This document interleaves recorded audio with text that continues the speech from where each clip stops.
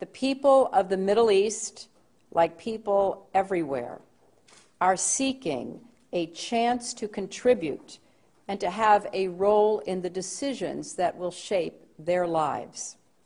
Leaders need to respond to these aspirations and to help build that better future for all.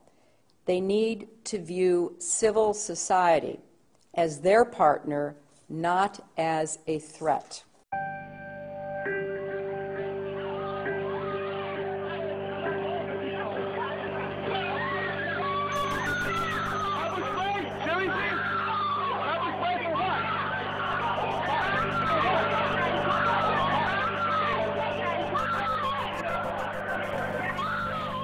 I want to take this opportunity to update the American people about the situation in Libya. Last month, protesters took to the streets across the country to demand their universal rights and a government that is accountable to them and responsive to their aspirations. But they were met with an iron fist. Freedom of assembly, freedom of expression, and freedom of the press. Come here.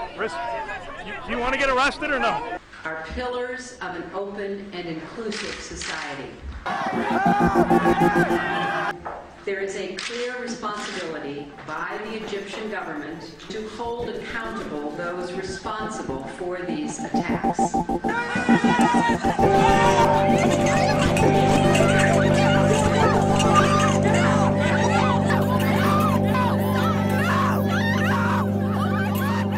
For months, the Iranian people have sought nothing more than to exercise their universal rights. We call upon the Iranian government to abide by the international obligations that it has to respect the rights of its own people. We call for the immediate release of all who have been unjustly detained.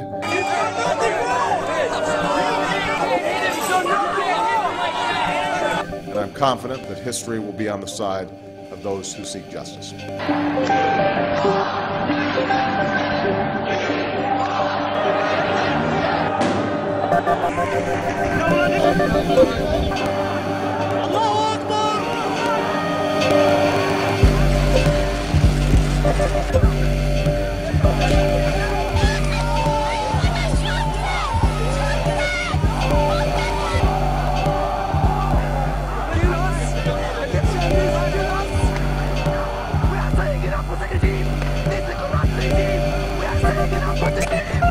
I will not stand by and just watch.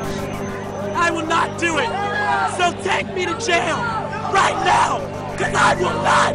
After all that my parents gave me, I can't do one thing for them and tell them that I would rather die than be quiet and watch everything that they worked for go away. When all of God's children, black men and white men, Jews and Gentiles, Protestants and Catholics, will be able to join hands and sing in the words of the old Negro spiritual. I'm not moving. I'm not moving. And I'm not moving. I'm a law student at George Washington University, and I'm not moving. I will go to jail tonight because it's not right. We are against violence, and we would call to account the Iranian government that is once again using its security forces and resorting to violence to prevent the free expression of ideas from their own people.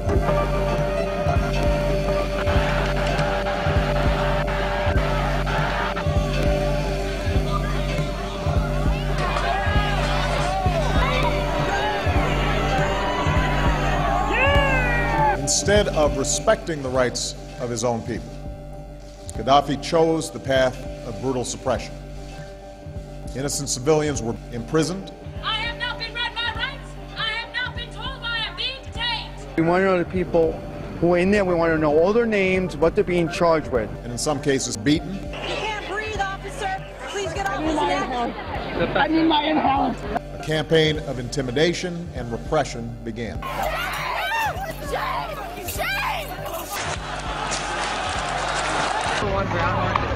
It is the responsibility of the government of Libya to respect the universal rights of their own people, including their right to free expression and assembly.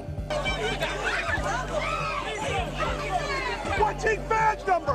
What is his badge number? Demonstrators have been beaten, attacked. It is absolutely clear that the Syrian government is running out of time. Each new depiction of the abuses of the police on the First Amendment, the more people will show up here in New York City, and the more waves of occupation will spread across this country. And you should be proud of that, police, because you are participating in our media publicity campaign. Thank you for attending. What is absolutely clear is that we are witnessing history unfold. It's a moment of transformation that's taking place because the people of Egypt are calling for change. They've turned out in extraordinary numbers, representing all ages and all walks of life. But it's young people who've been at the forefront. A new generation.